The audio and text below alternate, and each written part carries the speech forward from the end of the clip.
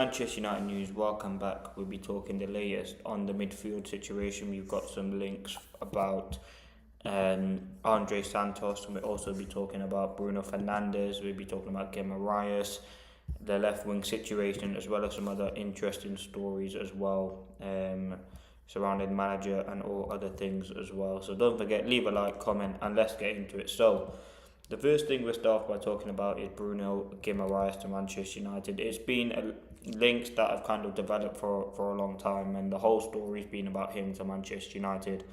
Now, Manchester United consider Bruno Guimaraes as an ideal replacement for the outgoing Casemiro. Now, what I would say about Guimaraes is I think he is a top level player. He's, I think, 28 years of age, so a few years older than Tonali, obviously quite a few years younger than Casemiro. I think he's a very, very good option to have. I think he's a quality player. Would he leave Newcastle? That's a totally different sort of question. I think if you look at sort of midfielders out there, there's not many that you can get that have the sort of profile and pedigree that he has. I think the experience is something that's key. He's played in big games, big moments. The Premier experience is obviously good as well.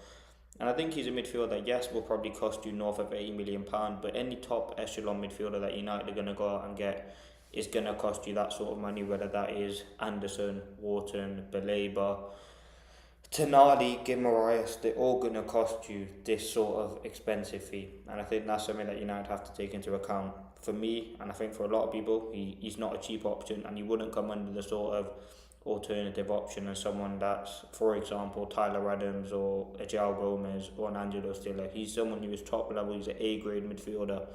And again, he's someone who's absolutely vital for Newcastle. Yes, they obviously beat United, but without him in the team, they do lose a lot, and he's the captain. Now, again, the report is saying that Casemiro has recommended Guimaraes. I mean, there's no really better player in over the last 10 or 15 years that you'd want a recommendation from when it comes to sort of midfield and what Casemiro has achieved. I think Guimaraes would definitely not be my number one choice. My number one choice is Anderson, but again, he's someone that's up there. He's got a lot of qualities that you would possess. I mean, how would United fund it? I mean, we know United apparently have £200 million to spend in the summer, so it's certainly a deal that we need to kind of consider. He's definitely a player who, if he was to leave, Newcastle wouldn't mind staying in the Premier League according to reports, which is a positive there. Would he join United? I don't know. I mean, I think that deal would hurt a lot of Newcastle fans because he's someone who he's very passionate about the club and cares a lot about the club, and if he was just to leave and go to Manchester United, I think it'd leave a bitter taste in their mouth. I mean, and I don't think there's many players that have gone to Newcastle, and I know Andy Cole was one of them. I'm trying to think of others, but he is definitely a player. Look at, as I said, you look at some of his stats this season and how important he has been for Newcastle. It's ridiculous. 23 matches, 9 goals, 4 assists. So again, he's someone that gets goal contributions considering he is more defence. I don't know if it's him or Tonali. I don't watch Newcastle enough to kind of see whether he is sort of the holding or the more box-to-box player. I think it's kind of a mixture of both, but this is what's also being reported a couple of minutes ago. Manchester United are stepping up the pursuit of Guimaraes as a replacement for Casemiro, according to the report, as the Red Devils' Corona Ineos identified Bradley Barcola, which we'll talk about.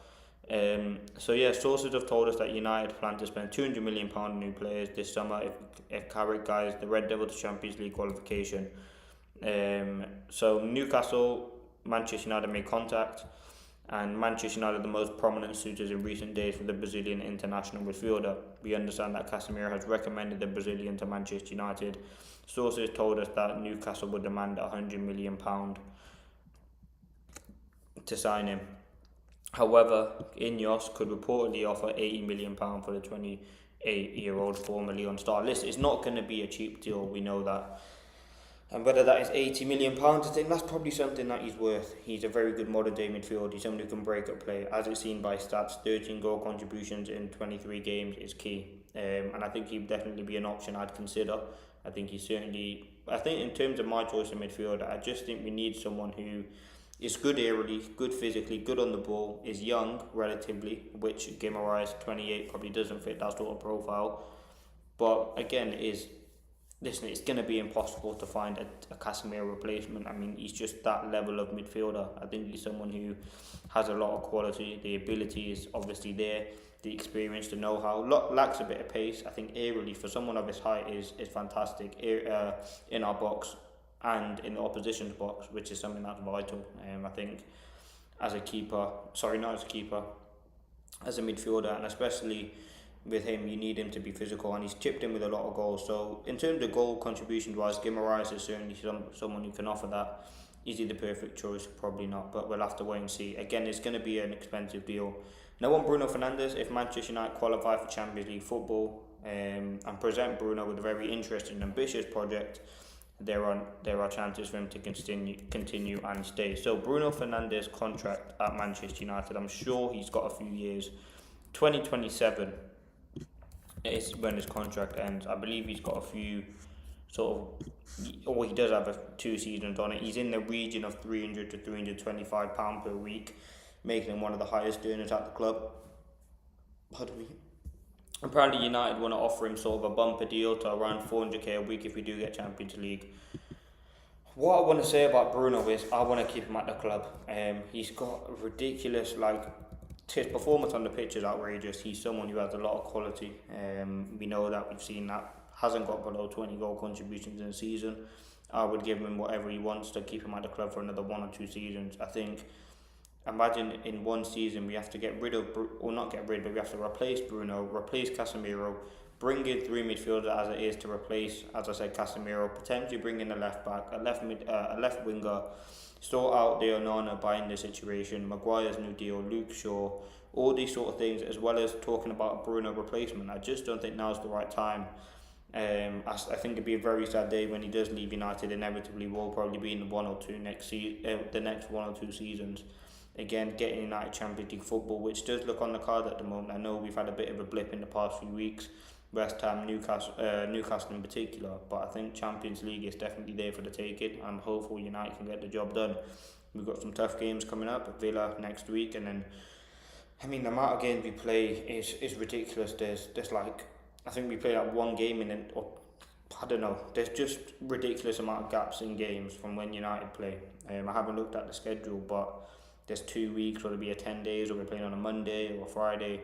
The only joy that I'm getting watching now is watching other teams, and obviously the Champions League round of 16 kicks off tomorrow. I think that'll be very interesting to watch, and I'm excited to see who wins it. It's always good watching European football, how gutting it is for United not to be in there. But yeah, Bruno is one of those players who, for me, deserves to have won a Champions League, a Premier League at the club. He's been a great servant to the football club. He's someone who gets what it's like to play for Manchester United. And I think there is so much more. Well, there's not so much more, actually. Bruno's given Manchester United everything. And I don't think it's from all the kind of ups and downs that we've been through, his performance and his standards have remained consistent. He's seen a lot of players, top players, come and go. And he's someone who's remained loyal to the club when there has been opportunities for him to leave. Now, I'm not saying next season he will accept the 700k per week, or to Al Hilal or Bayern Munich or Madrid, because those top level clubs will be interested in signing him. You have to obviously take into account that he is 31 years of age, and he's not getting any younger. But if we do get Champions League, I believe Bruno Fernandes will stay, which is absolutely fantastic, and I think you need him at the football club for as long as he can, really. In terms of replacement, obviously I'm hopeful it's not this season. Cole Palmer, Morgan Rogers, these sorts of players, top level quality, you know that have got that experience, can come in. More so Rogers, because Palmer, his injury record hasn't been the greatest, but again, he is still a quality player. We'll also talk about Sangare as well, but I want to talk about Andre Santos. He is obviously on the thumbnail, so we'll talk about him. So Manchester United reportedly plan a surprise move for 21-year-old midfielder this summer as part of their rebuild, that midfielder being Andre Santos. Manchester United interested in Andre Santos. He is well regarded at Chelsea, but is not considered untouchable. With Casemiro expected to leave, Santos is considered a potential long-term replacement midfield, offering upside and prior European experience. Juventus are monitoring the situation ahead of the summer. Chelsea could be open to offers if a suitable proposal arrives, with his market value estimated around 34 mil. Again, he comes under that cheaper option. He's 21 and he's played quite a few games for Chelsea. I've watched him live when they play Cardiff. I thought he was actually decent. He's someone who can pick up the ball from deep, is very aggressive. He played 120 minutes the other game for them in a cup. I think when there are injuries, he's someone who can step into that midfield. He does have a contract until 2030 at the football club. Again, he can operate as defensive midfielder, central midfielder. I really do like him. I know he has been linked to Manchester United before, and I've said that he's not the best option. But listen, he's a decent player. He won 62% of his duels. In terms of defending, tackles, interceptions, quite high on there. Passing is decent. Listen, I think he's a decent player. He's had European experience. He's been on loan from Chelsea quite a few times. He joined them in 2023. He's been on loan. I think that's a Brazilian team, Vasco da Gama, Nottingham Forest, Strasbourg. But now he's in the first team and he's played a few games for them. Listen, I think he's got good qualities. He would be more of a cheaper option. Is he the best midfielder? No, but again, we're going to sign the best in class, and we need a few other players that can come in and support him, and he's someone who can definitely do that. He definitely does have a lot of potential to go on. Being only 21 years of age, he's nowhere near the developed player as he shouldn't be at that age. I think if you do bring him into the club, he would probably fit under the more compete with Kobe Mainoo, and I wouldn't mind him doing that. I think that's definitely a role he can do, competing with Mainoo, European games. I think he'd actually be a good sort of competitor with Mainoo. He's not miles better than Mainoo. He wouldn't be ridiculously expensive, and then you could definitely get him out of Chelsea. Again, it'd be difficult negotiating with them for a price, and they probably will demand a fee, ridiculous fee. But I think he definitely is an option that United should look at bringing in. I mean, the midfield portfolio and the players that we've been linked to, there's a lot. As I said, Guimaraes, we mentioned, Tonali, João Gomez, Angelo Stiller, Bolton, obviously, Baleba, Agume, Sangare, who we'll talk about next. So United definitely, we know, I mean, it's not definitely 100% want to bring in midfielders. It's just all about finding the right one, and we can have our opinions, but it's ultimately come down to what United decide to do. And I think Santos is definitely one to consider from Chelsea. Now, the next one, Sangare. So Manchester United keeping close tabs on Nottingham Forest midfielder Ibrahim Sangare as they plot a summer potential move. United have got the Ivorian on the radar at the moment as an option to strengthen the midfield, but not one of the main priorities for the upcoming summer window. Now, what I would say about Sangare, he was someone who was linked to Manchester United before he went to Forest. I believe he is 28 years of age. Which again is kind of not great. I don't think United should be signing a midfielder at that age. Yeah, he's 28 years of age. Probably going into his final contract. I think, don't get me wrong, he's a good player. I mean, he had that one wicked game against Liverpool. He does have 2-3 years left on his deal. He wouldn't cost too much. I mean, if Forest go down, which is looking like they are, could you see United get double super Forest midfielders? I don't think so. Would we be able to go and get Anderson and Sangare? I mean, they'd have no midfield left to play. But listen, I think Sangare, another decent option. He is on the more experienced side. I mean, he is the same age of Guimaraes, but they are two very different players. I would definitely just keep Sangare in the back of my mind as a definite option to bring in, like I would with Andre Santos. But yeah, we'll have to wait and see what kind of transpires there on the midfield situation. But that's all I believe on the midfield situation that we're going to talk about for today. I'm just trying to see. I believe that's it. Yeah, that is it. So yeah, that's the kind of the midfield situation. I'll talk about now the left winger situation, which we did talk about earlier, but we'll talk about that now. So Manchester United have been linked to several left wingers.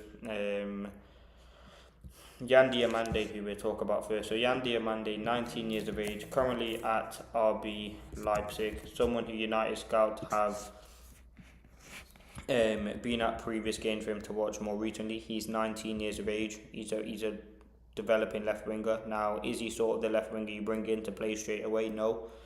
Is he someone that you bring in hopeful in the next 2 or 3 years? Kind of what we did with Ahmad, potentially send him on a few loans and bring him into the team. I definitely think he's got talent. I think he's got quality which United could have. Is he sort of? I mean, I don't think he'd be a bad option. Again, the price that I've been seeing is like £80 million for someone who's 19 is ridiculous. I mean, they obviously value him very high over there, and obviously Vivell does have very strong links, and he's still got a few years left on his deal. I can see this being one of those deals where United potentially sign him, send him out on loan, potentially back to Leipzig or a different club, potentially Lausanne Sports, which is owned by Ineos, and then see how the development goes. Or you could also be someone like Diego Leon, who you bring in, potentially go on pre-season tour, and then kind of mingle and develop with the under-21s. We don't kind of know. What I would say about him, he does play in the first team. He's played in a numerous amount of positions: left wing, left midfield, right midfield, which ultimately they are very similar. So in the Bundesliga this season, 24 games he's had, 19 of those have been starts, and he's got 10 goals and 5 assists. So someone who has popped up with goal contributions, I mean 4 goal contributions in his last 5 games. He plays a lot of 90 minutes, or well, the last year being 89, but more or less 90 minutes. So yeah, I think he is a quality player. I think this is his first season at Leipzig, if I'm not mistaken. I think he's definitely someone who has keen interest. I don't know whether that is Vivell links or not. Probably is. I think he's definitely a midfielder I'd consider. Again, he can chip in with a goal. Again, he's nowhere near the finished talent. He's still a raw talent. He still needs to be developed. But yeah, I'd certainly think Diamande is a good option. I mean, a lot of the players that we've been linked to have been scouted very, very well. Now, the next one that United have been linked to is Martial Godo. I mean, another Martial at the club from France. United are trying to run the good days back. He's actually English, or he's born in England. He's 22 years of age. Again, I don't know too much about this player. He's right-footed. He plays left-wing attacking midfielder. He's at Strasbourg. He's got a contract until 2030, worth around £5 million. Again, but he fits that profile similar to sort of Yan Diamande in terms of he's played 20 games in the French league, 12 starts, 7 goals, 1 assist, which is not bad. I think for me, in terms of the left, I mean, what sort of profile do we need for the left winger is kind of the big question before we talk about. I mean, I know I've already started talking about a few. I think we need someone who is we basically need in kind of the short an Ahmad on the left hand side. And I think when you do put Ahmad on that left, you do lose a lot because he's just it's not natural for him. He's always cutting on the inside, and we're trying to go on the outside to get on his left foot. But I think certainly that sort of profile, I don't think they have to be the quickest.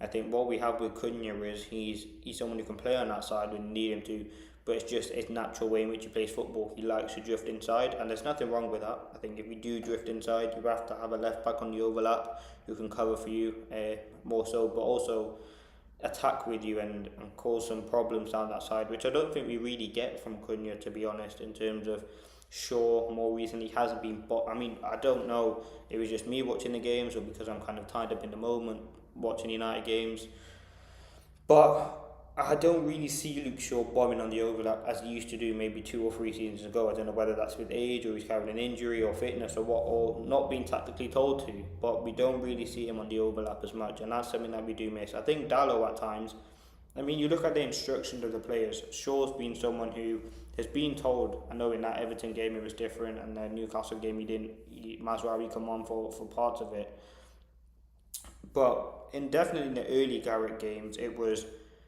a mix. I think early on, if I can remember, it was Dalot tucking in to make a back 3 with Martinez and Maguire, and then it was Shaw being given that license to bomb on, and I just don't think he was getting forward enough. He wasn't getting into the positions. Now, in times that has changed, for example, in that Everton game, it was Shaw who tucked into the back 3 because Injai was on that right hand side and he had to deal with him, and then Dalot would go on the overlap and bomb forward, which you didn't see enough from there. I think talking about the left wing, that does have an impact to play, and again, I think Semenyo, as I keep saying, was the one that United wanted to get. Potentially they knew they were going to sack Carrick and they wanted to bring in sack Amorim, and bring in a guy who can, he would have been perfect. He can play left and right to a very, very good standard. He could have even played at left wing back, whatever, but he would have been someone who get the football club and would have fitted in fantastically well. He would have been someone who hugged the touchline, scores goals, worked hard, but ultimately he chose Manchester City, and I think that really did kind of frustrate United. Now we're looking at other options. Martial Godo, someone that's been mentioned. Yan Diomande, someone who's been mentioned, which we'll talk about. Now the next one is someone that I know, which I'll talk about, and I mentioned earlier, Bradley Barcola. For me, he's, again, I've watched him. I watched a lot of sort of Champions League last season where obviously PSG won it. I really do like this player. He's speedy, he's technical, can score a goal, can play left wing or right wing, which is good. I mean, most wingers can do that nowadays, but I think there's a few like Ahmad Inabuma who are really solely focused on the right. Again, his stats are pretty good this season. He's a very, very good player. And in terms of, like I always been and what I have been saying, is why would you leave PSG to join Manchester United? Now this is what's kind of been reported, which we'll talk about. Manchester United are interested in Bradley Barcola from PSG in the upcoming transfer window. The Premier League club's interest. So Manchester United are interested in signing Bradley Barcola. The club's interest comes from amid uncertainty over Rashford's future, with the forward expected to join Barcelona permanently. Manchester United keen to strengthen their attacking option and see Barcola as a potential replacement. Obviously, negotiations with PSG are expected to be challenging as the French club really lets key players leave. Despite this, United are reportedly determined to push for the pursuit of the winger. Barcola has enjoyed a strong season, scoring 10 goals and 6 assists in 36 matches. Listen, what I would say about Barcola is he's a top level winger, and as a Rashford replacement, he's someone who would fit in well.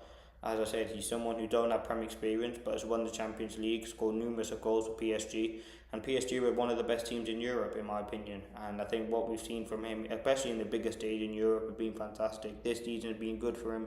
Obviously, the big question, as I said earlier, is why would you leave PSG to join a United team that's kind of on the transition, still kind of finding his feet, don't even have a permanent manager yet, don't know where the trajectory the club's going. Would he come in and be guaranteed a place when you've invested £200 million on Cunha? If you do spend money on Barcola, again, there'll be pressure on him to start. I know we will have a lot of games, but he's one of those sort of players that's in the stage of his career where he should be playing a lot of games.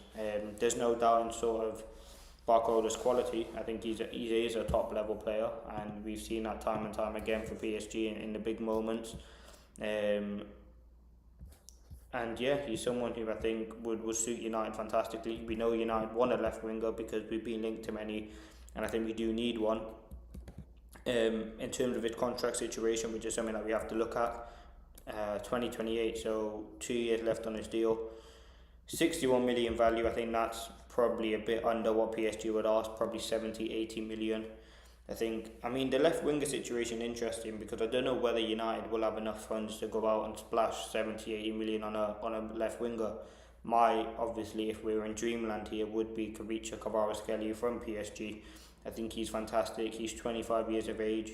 He's a very, very technical. He can score a goal, create a chance out of nothing. He's a ridiculous football player.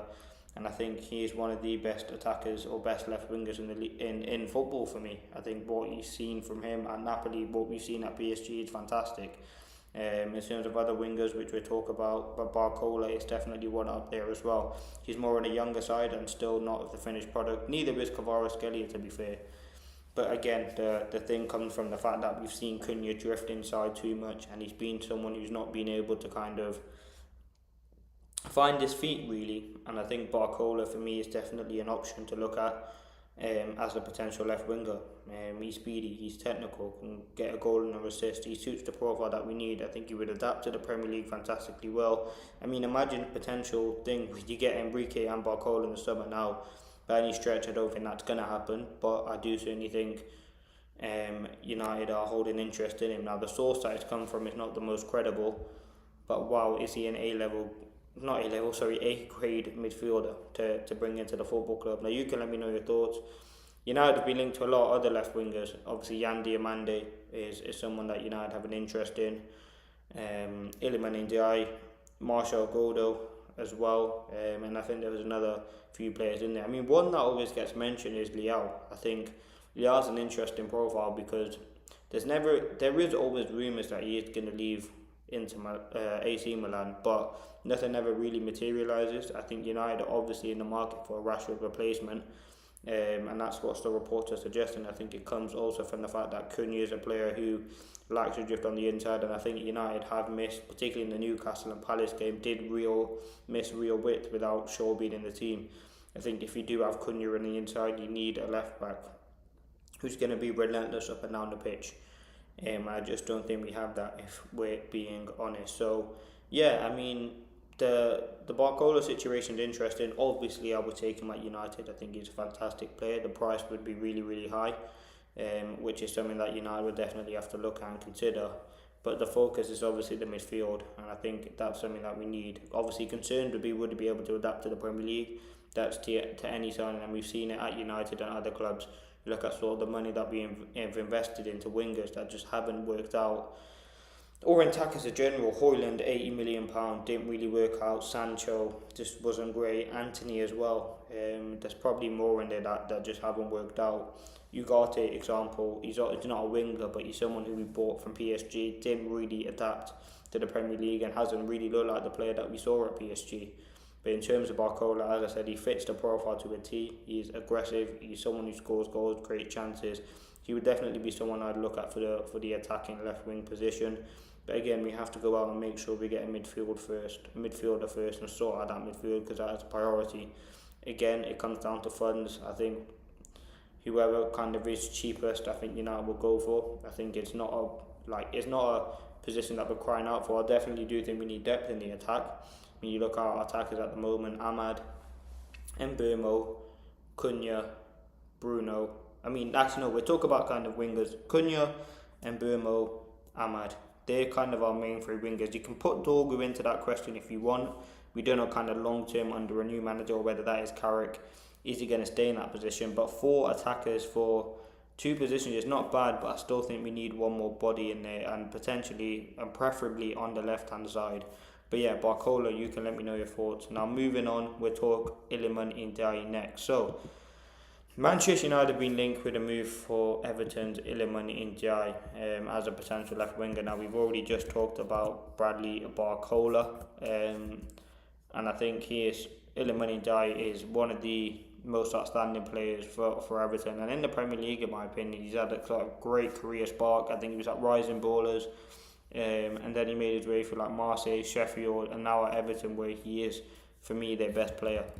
Just the flair that he plays with is fantastic. He's 26 years of age, which I think is the perfect age. He can play on the right, can play on the left, which is good. Versatility is key.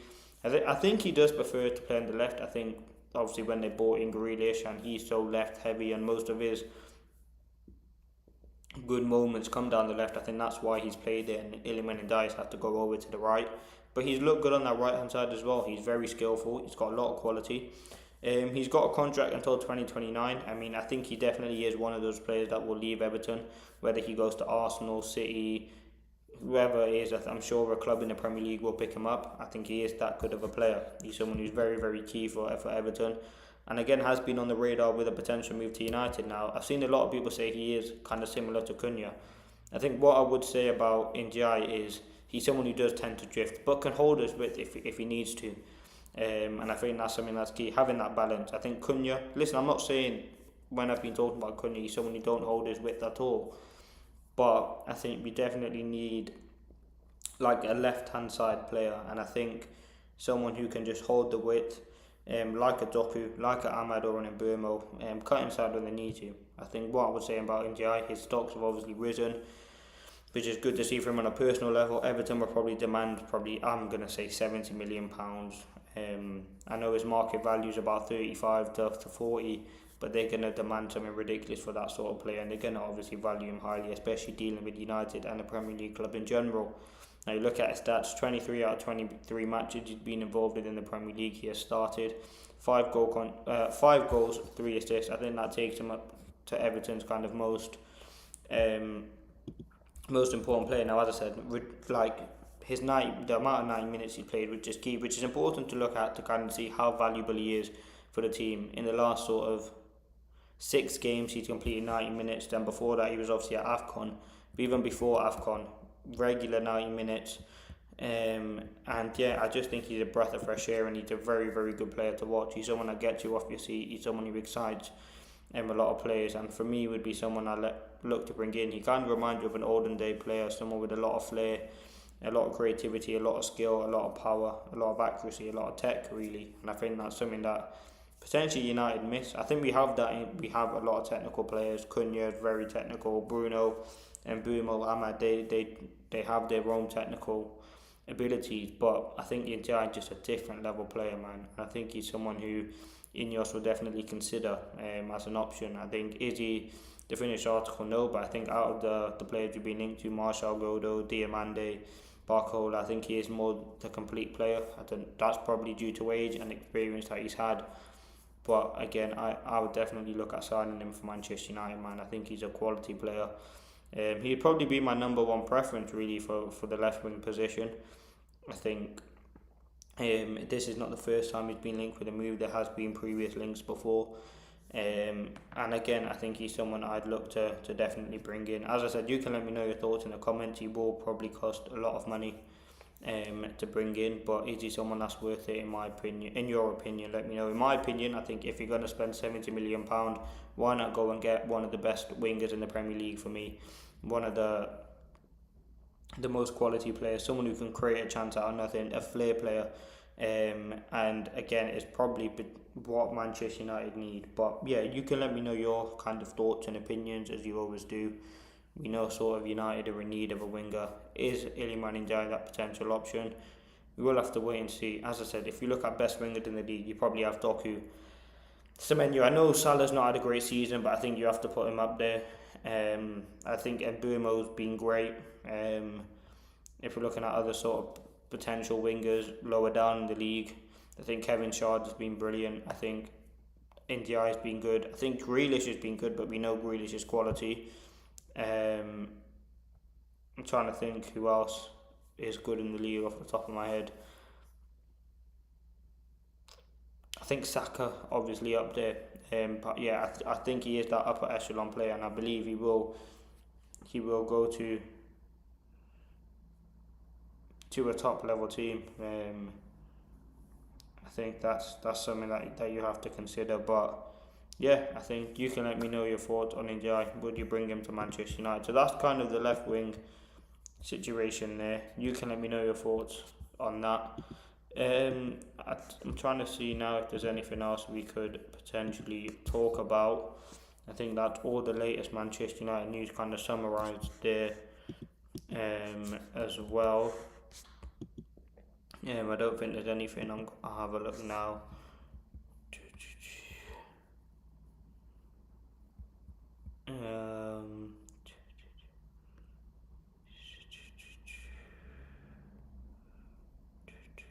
There's not much at the moment. I mean, listen, the season's, I mean, we might as well talk about it. The season's coming to an obvious end for United. I mean, we don't have many games left. In terms of predictions, Champions League is definitely on the card and should be what United are aiming for.